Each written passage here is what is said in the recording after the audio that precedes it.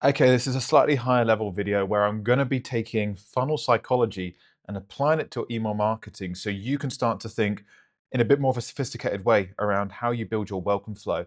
There's two parts to email marketing. One of the first goals and one of the clear goals is helping to convert non-customers into customers. We want to get them onto your list and convert cold traffic into customers. Then that's where all retention psychology starts to come into play. That's a different part. I think you need to split the thinking into two different ways. How do we convert and assist in conversions of cold traffic and non-purchases into purchases through email? And then how do we keep them coming back, increase their returning customer rate, increase their lifetime value, average order value, and all of that good stuff. Now, I find a lot of email marketers sit in isolation. They don't understand CRO. They don't understand funnel psychology. So what I want to share with you is a bit more strategic thinking that you can apply, especially to your welcome flow, that is going to make you a way more effective email marketer and get far better results from your welcome flows and the strategy you're applying to things. If you're a brand owner, send this to your email marketing team. If you're an email marketing team, this is really going to take your level of thinking about how you approach email to a new level. And I think it's going to inspire you, clarify things, and also just give you clarity of action on how to start improving results when brand owners are saying, how do we improve conversions here? So why most brands fail to convert cold traffic with email and how to turn email into a high converting funnel. And at the end here, I'm going to share with you some real examples of emails that we've done for brands as well. So I can start to, paint a picture really visually on what you can do and give you some funnel ideas, etc. So the real problem with email marketing today, most brands don't struggle with traffic. Of course, if you haven't started running ads yet or you've got a really basic media buying strategy, this isn't for you. But most brands struggle with what happens after the click.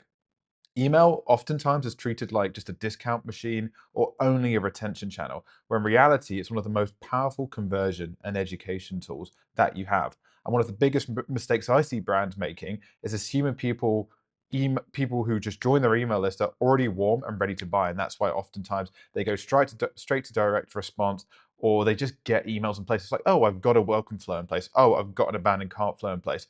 But the level of strategic thinking behind these emails are oftentimes missed or underappreciated. It's like, I've already got that in place. It's simply not enough, and this is really going to hurt conversions. It's just like saying, I'm already running ads, but you don't know like if they're good or like what the concepts are, or if you've got creative tests that could really improve performance there, etc. Most of the people on your email list, especially non-purchasers, are cold traffic in disguise. And when you treat it like cold traffic and use the psychology behind converting cold traffic, like the top 8 and 9 figure brands do, you can really start to improve conversions. But for the most part, if you treat it like hot traffic all of the time, especially in your post pre-purchase flows, you're just going to continue to compile a big list of non-purchasers. One of the key things I see when I audit accounts and audit pretty high level brands is I always create a segment of engaged non-purchasers, and the amount of people on their list is crazy.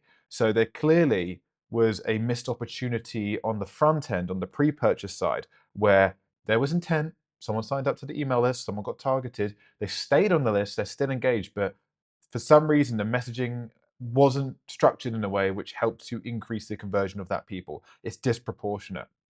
So here are some key insights around that. High performing brands don't rely on ads alone to convert. They rely on conversion structure. This is where CRO comes in, and this is especially where email comes in. A classic high converting funnel that a lot of top brands are using, usually ads. So a lot of creative testing or ad testing different concepts, etc. Then they'll sometimes send to a pre-sale page or an advertorial page to make people more product and pain aware and then solution aware.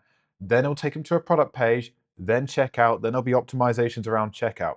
And if done right, each step educates, builds trust, increases desire, and removes friction, handles objection, etc. Now, here's a key insight. Your welcome flow can and should replicate this funnel inside of email. So I think a lot of email marketers just follow best practices, follow like what they've learned from courses on how to build a welcome flow. But when you start to bring this level of cold funnel psychology to how you build your welcome flow, for example, you just go up a level in the ability to convert new customers and actually your understanding of what your goals are here. So here's a little funnel I built here. Email isn't separate from funnel psychology. It should be an extension from it. So you have your top of funnel ads, which create awareness, hook, pattern interrupt. You should have creative testing here and concept testing. Naturally, you're going to have interest shown. So potential customers are going to click ads and go to product pages. or advertorials. Some will just directly respond straight away. And the better the advertorials, the better the CRO, the higher conversion rate you can get. That's where CRO comes in. But there's still going to be a percentage of people who are not ready to purchase right now. And at this stage, customers will either directly respond or require further nurturing. So then it's email's job to increase the amount of people who are potential customers to get them onto the email list. And then we can start that funnel all over again, but nurture them over a longer time, have a longer nurture sequence. And then eventually we increase the amount of customers gained, but they're then on our email list. So then we have a real high opportunity of increasing their lifetime value. That's when we can get into all of our retention plays and retention style campaigns and post-purchase flows, etc. The reality is 90% of your audience is problem unaware or solution unaware. They may have just seen your ad, and only 5% of people are actually ready to buy immediately. And yeah, you can increase that by a couple of percentage, and with scale, that makes a big, big difference. But there's still a big pool of people here which we want to optimize for converting over a 2, 3, 4 week window. So yes, some people are going to convert on email one, and this is where I think a lot of email marketers miss the point when they're working with high level brand owners. They're like, oh, look, our welcome flow is converting X amount of people. But the reality is, oftentimes they're just attributing for people who would have purchased anyway, who are already in that direct response window. It wasn't the email funnel that got them closer and took them over the line. So obviously, email one's there. It will naturally increase the amount of people who directly respond just by virtue of the fact that it makes it more accessible if people are price sensitive, let's say. It does work. But what we really want to be thinking about is the future emails, the whole welcome flow as a whole. How many extra people do we convert over time? Because we converted, got people onto that list and nurtured them and taken them through the funnel and reduced buying friction and increased desirability to purchase. This is where the real opportunity is. The real opportunity is guiding the rest of people who wouldn't have purchased anyway. So a big shift is from selling to educating. And this is really like a fundamental mindset shift in how you look at your welcome flow. And a lot of pre-purchase flows, even abandoned cart, checkout, site abandonment, and browser abandonment flows as well. Cold traffic doesn't want to be sold to. It wants to be understood, it wants to be connected with, and it wants to feel like you get them. So instead of asking, how do I sell faster or how do we convert faster, you want to reverse engineer how you actually get that. And a better question would be, how do I move someone from unaware to aware to ready? That's funnel psychology, and it really belongs in your email strategy. So here's the cold traffic email funnel that you can apply to welcome flows. Here's a framework I recommend brands at least digest, or email marketers digest and have an understanding of, so you can then build this and evolve your philosophy when it comes to building a welcome flow. So firstly, you want to match awareness, meet the reader where they're at. This is oftentimes a welcome, the offer, remind people of the problem you solve and guide them to products. We want to agitate the pain point. So this can be naming the problem, name the problem they have, name the issues they have, tell stories around it, empathize, agitate that pain point and remind them what it's like to live like that. It can even be with t-shirts. I think True Classics do a fantastic job. We're talking about poorly fitting t-shirts and always replacing things. Luxury psychology is a little bit different. This is going to apply to around 80% of e-com brands. Then we want to build trust and authority. So again, you can move around these pillars, but this is really the funnel, and like this is tried and tested marketing psychology. You want to build trust and authority, so proof, credibility, social validation, expertise. This is where it's good to have those brand story emails in the welcome flow. It's good to show events you've done or PR or where you've been featured or the fact you're on Dragon's Den. All of this builds social proof, credibility. Testimonials and transformations are also really well placed here. Then we want to increase desire. So again, proof of the product, credibility, social validation, expertise. So this is where UGC, if you're a fashion brand, influencers or well-known people wearing your clothes, or just good-looking models wearing your clothes, aspiration. This is where we create aspiration. This is, oh, I've actually missed a point here. We're on increasing desire here. So here you want to show outcomes, transformation, and lifestyle shift. So it speaks to that point. This is where you want to show people wearing your clothing, or you want to show transformations of people who have followed your supplements and like transforms their health. We sometimes just want to speak to the points of desired goals and how we get there. So increasing desire, all of this good stuff. If we go back to build trust and authority again, you could have education here. as well. So if you're a wellness brand, a lot of this is the science, or if you're a skincare brand, this could be the science behind things, etc. So this is where we want to be an authority. Authority. Don't trip, I'm dyslexic. Okay, number five, I want to handle objections. This is where it's good to do them versus us, Q&A style emails, smash competitors, for example. So compare ourselves to other, products within the market. Handling objections is a big, big point to getting people ready to purchase. And then we want to continue to present the solution. So clear, confident, simple. I really recommend hero products. Best sellers are the ones you want to focus on, and then you want to drive direct response. So oftentimes I like offer reminders, urgency, clarity as well. Now, you can sometimes achieve many of these goals within one email, but you've got to know that these are the psychological drivers that you need to hit. So when a client of yours, if you're an agency owner, is asking you about what's your strategy behind things, you need to show you understand this, show you understand the psychology and cold funnel psychology, and work this into your email flow. And then once you know the principles, you can start to dance with the brand and work with the brand, and then understand the nuances if it's a supplement brand, a luxury fashion brand, if it's a cosmetic and skincare brand, etc. What and how to work these in and build a coherent customer journey which touches on these points. This is key. I've built and sort of restructured a diagram here for you with a few more guides as well. So like even a bit more structure to the email. So if you're matching awareness, intro, offer above the fold, bridge section should mirror the ad copy, and then you want to go to products. And whenever we're focusing on products, I think within the welcome flow, you really want to emphasize hero products and best sellers, because you've got the data to prove those are the highest converting products. So you really want to emphasize those. Whatever products within your SKUs, if you're one product, two product store, it becomes obvious. But if you've got like 20, 30, 40, hundreds of SKUs, focus on your highest converting products, really, because you've only got so much to talk about here. So you want to focus on these. Hit pain points, header.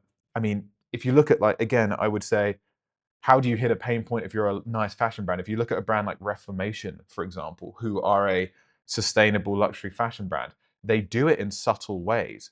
They'll do it in subtle ways where they talk about how, like, probably in cute language, they'll speak to the idea that most sustainable fashion brands just don't look sexy. They don't feel cute. So like they're not just getting like autistic and dry about how they're touching these points. They're creatively hitting those pillars. This is key. This is key to really good marketing. It's not overtly hitting pain points. It's doing it in a way where people don't even realize you're doing it. That's how things get really good. So you can follow this flow and this infographic to really imbibe and start to digest pretty much everything that I'm talking about here into your welcome flow. And this applies to checkout cart psychology as well. So you want to turn a funnel into an email journey. So think of your welcome email or your welcome flow as a micro funnel. And once again, I'm sort of just re-articulating what this flow can look like, because you're not trying to sell every time, you're trying to earn the sale. And this is where we're going to really increase the sign up to placed order rate. The more people we get into paying customers onto your email list, then the more effective your retention efforts are going to be in your email program long time. So this just feeds and compounds everything else. Why structure beats scale? So most brands try to scale ads to fix conversion problems. And there's a point of that. If you've got rubbish ads, terrible media buyer, and you're not hitting like, 100K months plus, you do need to fix your ads and you do need to improve upon that. But at a certain point that becomes backwards. You don't need to scale with spend alone. You can scale with a system that converts more of what you already have. So let's say, for example, you've got ads that are already kind of working. You can just pour more spend through that, for example, and then just improve your email systems and improve your CRO. And it doesn't have to be a perfect funnel, it's working. But you also don't scale with spend alone. You scale with systems that convert more of what you already have. So that's just a key mindset shift. It's conversion rate optimization. And a big part of conversion rate optimization is your email funnel. And I think it's not often spoke about that. Email and CRO is where the leverage actually lies or lives. That kind of works. So if your email team doesn't understand funnel psychology, advertorial logic, buy awareness stages, performances will always cap. So again, send this resource to your team. Super, super important. And just study this, save this. If you're an agency, again, train your team on this. If you're a brand owner and you like your agency and they're pretty cool, send this over to them. If you're a brand owner and you feel like your agency aren't or can't execute at this level, book in a call with me. I'll give you a completely free audit off the back of a call, and we'll send you a few email creatives to really show you the standards we work at. all of our philosophy to our sales cycle is like, let's have a chat, see if we get on, see if we want to work together. I'll send you a very high level audit. I'll let you digest it in your own time. And I think you'll be impressed with what you see. And if you are, we can talk about next steps and working together. It's a real easy journey to begin sort of having a conversation with me about working together with. But we've got a perfect Trustpilot record in how we do things here. So we are an authority when it comes to retention and email marketing. Where most brands lose momentum, another common issue is that email and ads don't talk to each other. I see this oftentimes. It's good to have boutique teams. We actually do performance marketing and email as well now, and we just find those two worlds work and harmonize together. And this is where we can really accelerate growth. Typically, I'd like to work with a really nice CRO agency as well. And then those three, us carrying psychology, performance, and email, working with the CRO guys, you got enough there to scale to like 8 or 9 figures. Because here's a key detail: winning angles and ads often aren't carried into emails. Advertorial narratives often stop at the advertorial, and this is a big mistake. I think part of an email team's onboarding is they should be learning what are your top of funnel ads, like what are working, what was the narratives, what's the copy, how can we work that into the narrative? So when we come into the email flow, it's a continuation of that world, of that ecosystem, of that narrative. That is really key. And oftentimes we found by just reworking email 2 and 3 to mirror those top of funnel ads which are performing well, we have a longer time to tell. We can just tell that story over a longer period of time. It's like let's say these books are translated into a movie, like the Harry Potters, for example. They're in 7 movies now. But if you take those movies and turn it into a series with what they're doing now, you can flesh out the same story, but in more detail. And that's what your email should be. It's like, okay, some people were just sold on the movies. Some people just sold on the ads and on the advertorial. Not everyone was. Some people just need that more exposure, more repetition. And this is what email logic should really be all about. So this is the key one. Messaging resets instead of continuing. That's the problem with email marketing. Oftentimes it comes in, you have this narrative, it gets people here, and then the messaging is just clunky, random, not really well thought out. It's just, they just are an email factory just pumping out content, and it doesn't really like align with your wider strategy. These are details which just the most sophisticated brands get right. So winning ad angles should go into the welcome flow. Proven objections should be within your email content, should be within your abandoned cart emails. Top performing email creatives should be weaved into your email storytelling. Even GIFs should be weaved into your email storytelling. Email should continue the conversation, not restart it. Then we can think about email campaigns and retention. But the more we help convert, the more we help retain. So it just makes all of your email efforts better. This is a really cool plain text email from a brand of ours, for example, where we sort of, you can see how all of these are touched on straight away. And this is just a campaign, but this is a campaign which speaks to cold funnel psychology. So quick clarification that most people don't know, those small dark dots on the nose are not blackheads. So again, it's making people pain aware. They're sebaceous filaments that are completely normal. They help your skin. So this is authority, where we're building up authority and like positioning themselves as someone who knows what we're talking about. If you want to keep them less visible, which is the goal and desirability, here are 3 simple steps that work: absorb excess oils, then we're taking people to our hero products, and then urgency with an offer around Black Friday. Super clean, super great plain text email where you can just see how all of those notes were hit in a very intuitive and seamless way. Very cool. So ask yourself, especially for first-time buyer emails, when that is the main goal, these questions like, do I need this? Does this work? Why now? These are the questions your customer will subconsciously have. So we want to be thinking about these questions when we're crafting our copy, when we're crafting our content. The truth most brands miss about retention is often retention at this stage, once we convert customers, is often just reminding people why they bought in the first place. Education and these cold funnel psychology emails and content pillars, they don't stop at retention. Oftentimes it's just a continuation. A lot of top of funnel thinking will actually support retention too. That's why great brands reuse education post purchase. They reinforce belief, they deepen identity, they reactivate dormant customers. Email isn't linear. It's like first these kind of emails, then these kind of emails. It's actually circular. This has even happens for me with like mentors and courses I've bought, and I think you can maybe apply this to your own life. Oftentimes I've bought courses or mentors, I was watching their YouTubes, getting value from their Instagram, bought their course material, used it a lot, and then maybe sort of checked out or got busy and like you got distant from their material, and I got re-engaged with their top of funnel stuff, even though I was already a customer, and that re-inspired me to get back involved with their course material. Just think about that principle for a second. It's exactly the same with customers. Like, remind people why they bought, get people back into that state of mind. So oftentimes the same psychology that works for first-time customers can work again for retention, but they're even more likely to purchase again. And they're more aware, so you can hit them with other types of emails, etc. And you can get more creative and test new things. So my final thought, most brands don't need more emails. They need better thinking behind the emails they're already sending. When you bring cold traffic funnel psychology into your email strategy, especially pre-purchase, so welcome flow, abandoned cart, abandoned checkout, think about abandoned cart and checkout. You want to be handling objections. You want to be doing Q&As. You want to be doing all of these things as well, especially the latter stages of that intent funnel here. If we come here, like a lot of this, increased desire, handle objections, social solution, direct response, a lot of this, these same principles should be applied to your abandoned cart and checkout, right? When you bring cold traffic funnel psychology into your email strategy, especially pre-purchase, your welcome flows and abandoned cart and checkouts start to become profit engines. I hope that was helpful. If it was, like, subscribe. I'll continue to pump out content for you. I'm even going to share with you a bit more details about how I've grown my email agency to 7 figures, but this is more about just giving high level value to 7, 8, and 9 figure ecom brand owners. That's the goal here. Let me know if you've got any questions around content you would like from me and any questions around email that you have that you're struggling to find online at the moment. If you like the style, let us know. And otherwise, I'll see you on the next one.